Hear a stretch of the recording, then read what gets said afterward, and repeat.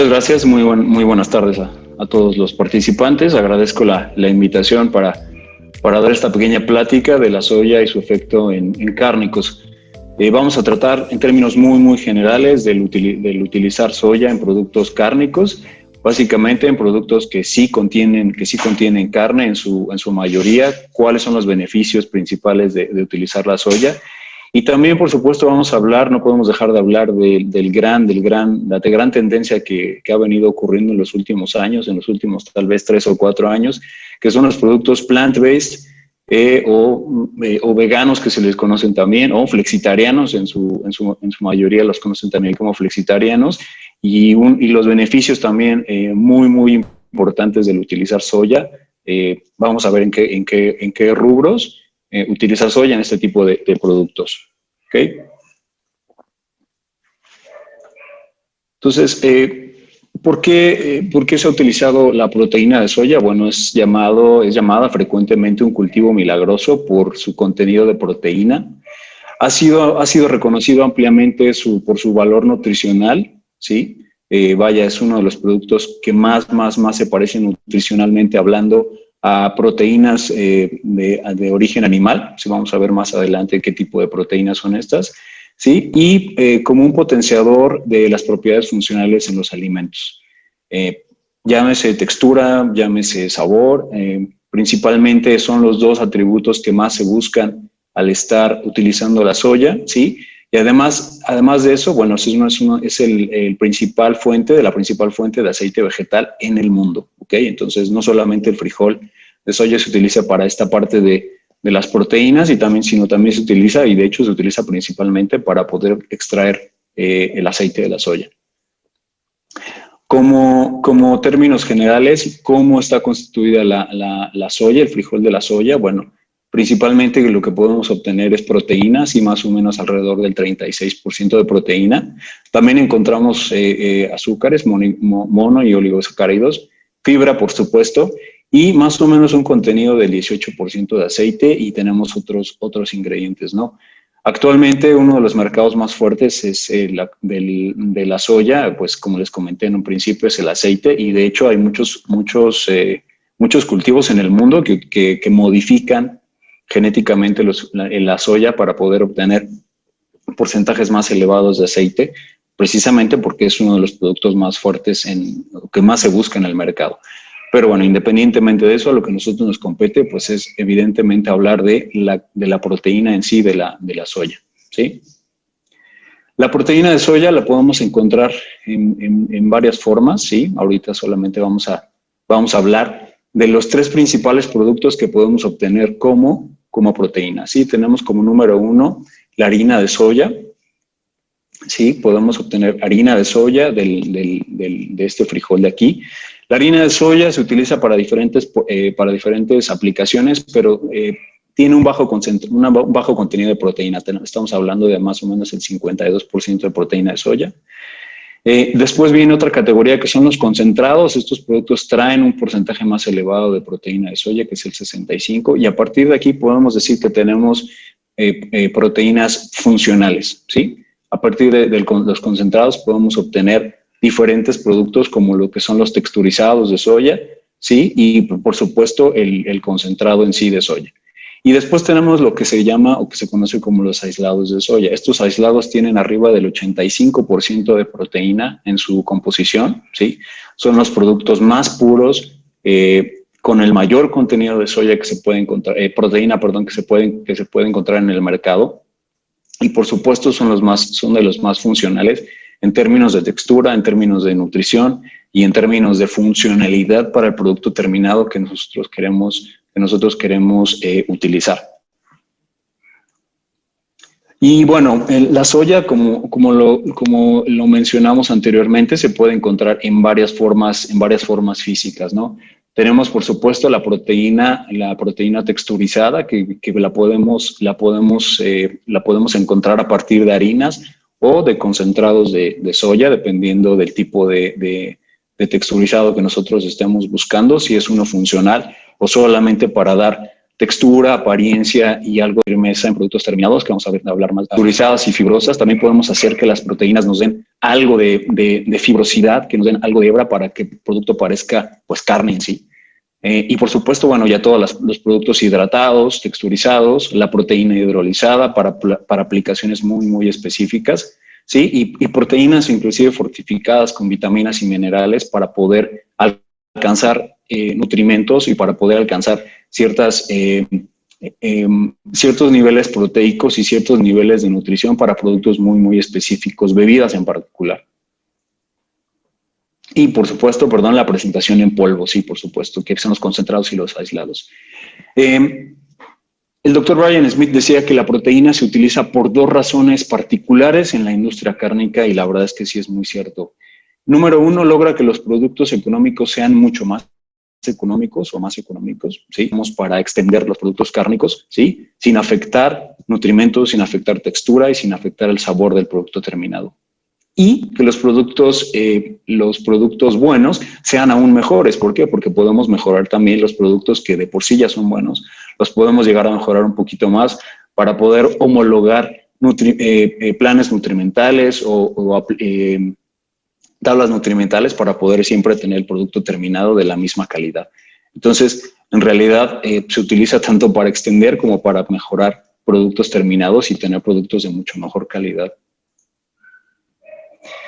Y bueno, ¿por qué debemos utilizar soya en productos cárnicos? Bueno, número uno, es la fuente más parecida a productos cárnicos, a la proteína de fuente animal, de origen animal.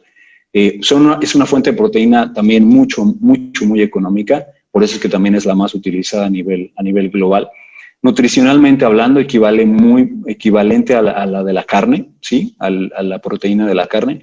Y funcionalmente hablando, también provee una textura muy parecida a la de la carne, ¿sí? También nos ayuda muchísimo en la parte de la emulsificación de grasas en productos emulsionados, que lo vamos a ver más adelante en algunas aplicaciones. Entonces, no solamente nos ayuda en la parte de la textura, nos ayuda también en la parte del sabor, porque, por ejemplo, los aislados son productos que tienen grados de pureza muy altos y no imparten ningún sabor al producto terminado. Entonces, nos ayuda con textura, con sabor y aparte también nos ayuda mucho con la parte de la emulsificación de la grasa, ¿no? Que eso es algo súper importante en algunos productos emulsionados o en algunos productos inyectados. Como las propiedades funcionales de la proteína de la soya en aplicaciones cárnicas, bueno, tenemos como número uno la retención de agua. Siempre buscamos obtener más agua o poder retener más agua en el producto terminado. ¿Para qué? Para poderlo economizar un poco más.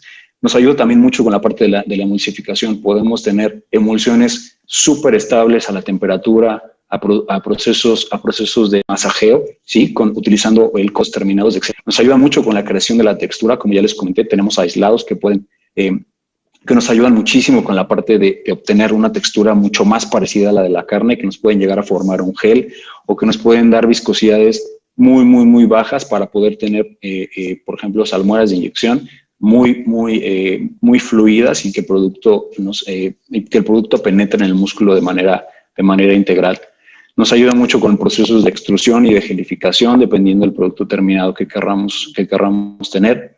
Nos ayuda con la parte de la viscosidad, como ya les comenté, tenemos productos que nos dan, aislados que nos dan muy buena viscosidad, bajas viscosidades y que aún así nos dan textura muy buena una vez que llegan al punto de cocción. Con la solubilidad tenemos proteínas de soya muy solubles, ¿sí? Que nos ayudan muchísimo para tener salmueras de baja viscosidad. El color, sí, puede ser dependiendo del tipo de proteína que estemos utilizando, dependiendo del tipo de aislado que estemos utilizando. Puede ser un producto mucho más claro o no, dependiendo de los concentrados. Son productos que dan un poquito más de opacidad. Y como les comenté, la parte de un sabor más limpio. Los aislados son productos altamente deodorizados que nos ayudan muchísimo para evitar sabores que no gustan en el producto terminado, específicamente al frijol de la soya, ¿no? Esta tabla es muy interesante porque nos indica el grado de digestibilidad de cada una de las proteínas o de las proteínas que más se utilizan en el mercado, ¿sí? Como les comenté, la de la soya es la proteína más parecida a las proteínas cárnicas. En este caso se está comparando con la de la leche, con la caseína y con el del huevo. Este índice se da del 1 al 100 y si se dan cuenta, pues el 100 es el grado más alto que vamos a encontrar. La de la soya, la leche y el huevo son las únicas que llegan a 100. A partir de ahí tenemos índices mucho más bajos. La de la carne inclusive es del 92.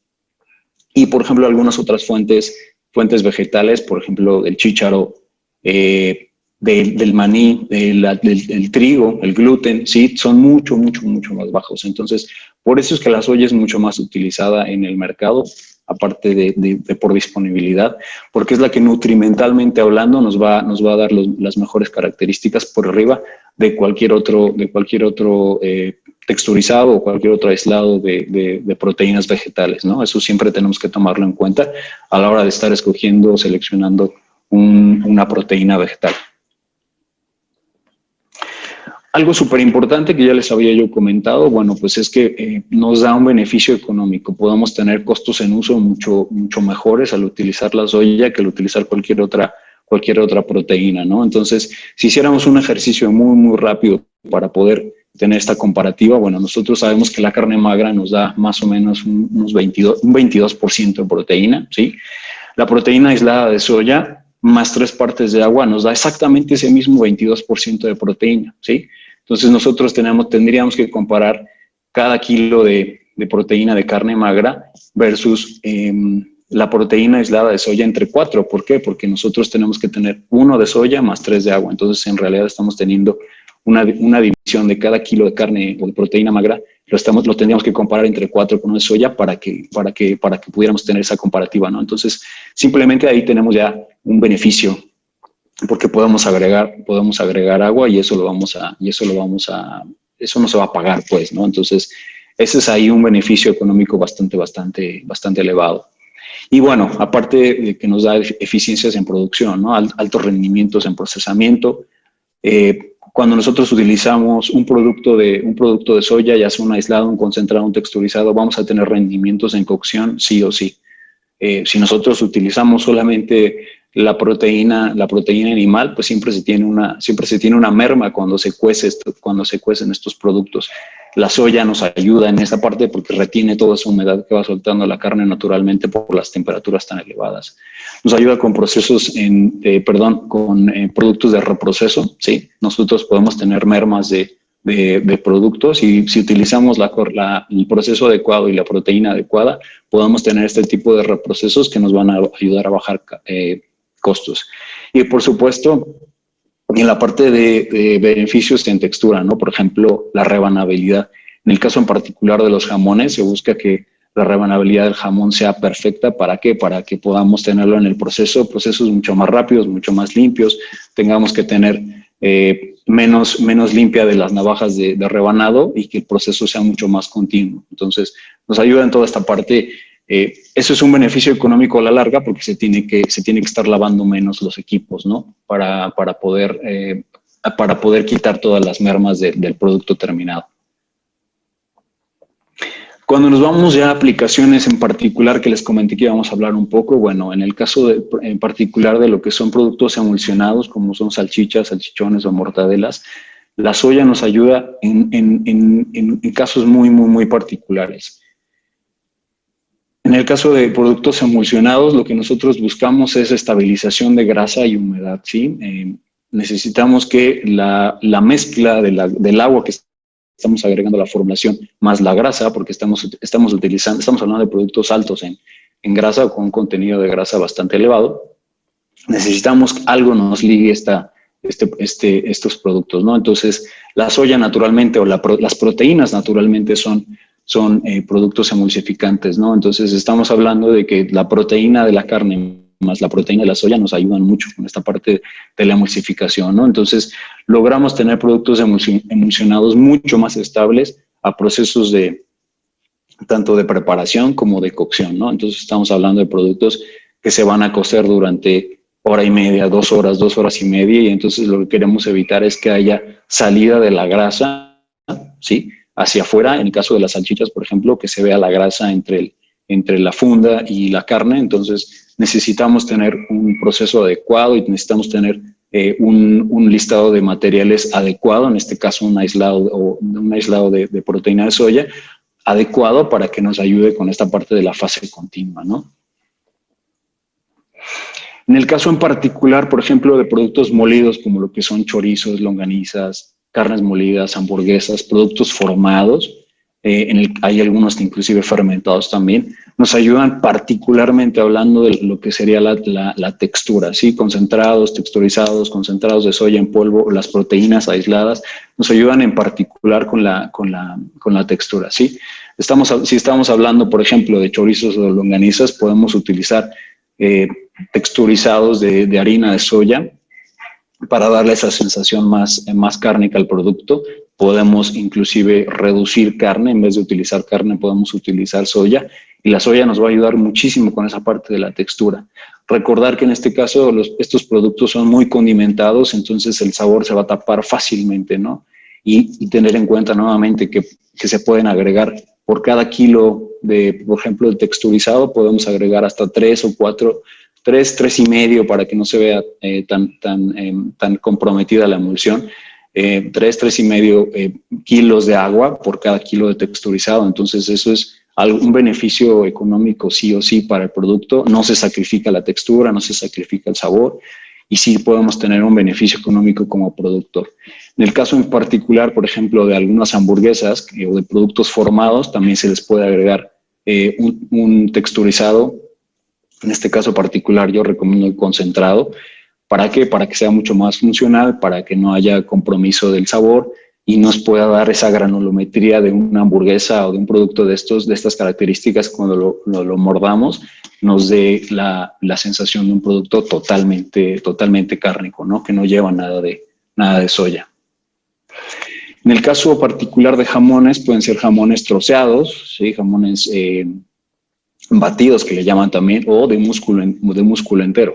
En el caso particular de músculo entero, pues lo que se busca es que el producto que estemos utilizando sea un producto de baja viscosidad, que sea un producto que no nos tape las agujas de inyección, para que podamos inyectar el músculo y lo podamos y penetre completamente las fibras del músculo, ¿no?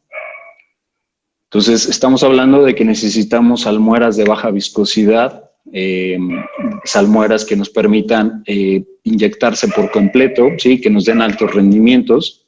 En el caso de algunos productos como marinados, por ejemplo, jamones que van tomblereados o masajeados, lo mismo, necesitamos salmueras de baja viscosidad que nos permitan tener el producto que penetre perfectamente al músculo sin necesidad de que haya una alta viscosidad, ya sea en la salmuera o en el producto terminado, ¿no? Entonces, insisto, el utilizar la proteína de soya nos va a dar esta parte de los rendimientos, nos va a dar esta parte de la baja viscosidad y la penetración al músculo del producto terminado, ¿sí?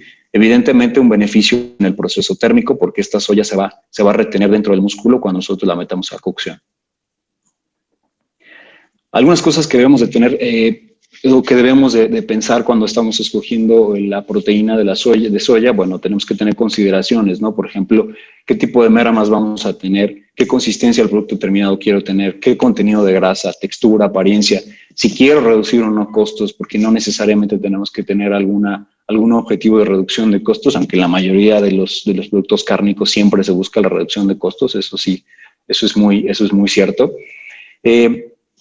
Necesitamos tener esas consideraciones para nuestro producto terminado. Ahora, ¿qué características son las que vamos a buscar? Bueno, generalmente buscamos la mejora de rendimientos, ¿sí? Que el producto tenga cierta consistencia, que haya un control de la salida de la grasa, que es como les comenté ya anteriormente, que las partículas sean similares a la de la carne, que si estamos formando, bueno, nos ayude con esta parte del formado del producto, una optimización de una fórmula, ya sea en costos, ya sea en proceso, ya sea en mejora para la textura y sobre todo principalmente utilizar materiales menos caros, ¿no? Insisto, la parte de la reducción de costos, pues sí o sí es una línea a seguir en la parte de los cárnicos, afortunada o desafortunadamente, como se quiera ver. Entonces, sí, esa línea generalmente está presente en todos los productos cárnicos, ¿no? La parte de utilizar productos menos caros o si es más caro, que nos dé algún beneficio mucho mayor para tener un costo de uso mejor, ¿no? La parte también de, bueno, ¿qué beneficios puedo tener, ¿no? Con esta tecnología que nosotros presentamos de aislados o de concentrados, ¿qué beneficios puedo tener? Bueno, tolerancia a la cocción, incrementar la parte de la suculencia en el producto terminado, que el producto sea más atractivo hacia el cliente, que nos ayude mucho con la parte de la palatabilidad y evidentemente generar productos nuevos, ¿no? Desarrollos nuevos, aplicaciones nuevas. Difícil hoy día en la parte de cárnicos, prácticamente podríamos decir que todo está descubierto, pero bueno, siempre habrá algo nuevo para poder probar con estas opciones de la soya principalmente, ¿no? Y bueno, lo que les comenté, no podemos dejar a un lado la parte de los productos plant-based, o la parte de los productos hechos a base de planta o flexitarianos, como se conocen también. Algo súper importante y algo que nosotros hemos encontrado como producto clave o como fuente clave, pues es la parte de las formas, ¿no? Mientras la forma se parezca mucho más a lo que se conoce del producto que sí lleva carne, pues el cliente va a estar mucho más convencido de que está comiendo lo que pareciera que es y que en realidad no sabe si eso no es, ¿no? Caso particular, por ejemplo, de jamones, pues evidentemente que el producto sea la misma forma de un jamón que el cliente conoce desde hace mucho tiempo.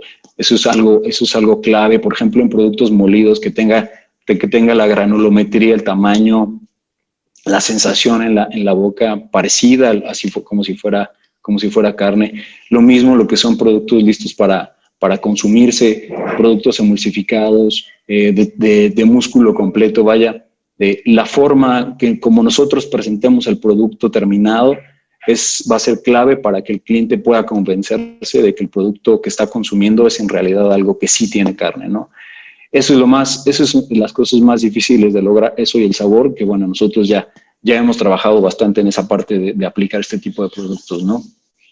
Por ejemplo, aplicaciones plant-based molidas, ¿no? O sea, productos molidos. ¿Qué estamos trabajando con productos molidos? Bueno, tenemos la parte de los nuggets, rellenos, esta parte de dumplings, todo el relleno para dumpling vegetariano, aplicaciones como ya productos terminados. Ahorita, pues lo que está en boga, lo que está de moda, lo que son y detonó este mercado, pues las hamburguesas, ¿no? Las hamburguesas fueron uno de los primeros productos que salieron plant-based y que hoy día siguen saliendo marcas con marcas nuevas con este tipo de productos. Bueno, pues qué es lo que más se ha batallado con la parte de la textura, que el producto se sienta cuando lo estamos mordiendo como si tuviera carne, la suculencia, el sabor, el ahumado, todo esto como si fuera carne, pues que se debe tener el producto terminado, ¿no? Esto también, que es un producto ya listo para consumirse. Los chorizos también para la parte de Latinoamérica, que también ya hace tiempo que se tienen productos plant-based. Bueno, toda esta parte, la cara es lo más importante, evidentemente el sabor viene como segundo término, pero la primera parte pues siempre es la vista, ¿no? Siempre de la vista nace el amor, perdón, dicen. Entonces, bueno, aquí viene esta parte de la apariencia, que es de las cosas más importantes, ¿no? Como productos listos para consumirse, bueno, los productos hay infinidad, principalmente en Estados Unidos, en Europa, hay muchísimos productos listos para consumirse de esta naturaleza de plant-based, ¿no? Insisto, pueden ser piezas de músculo completo, pueden ser pedacería, puede ser producto inclusive ya deshebrado.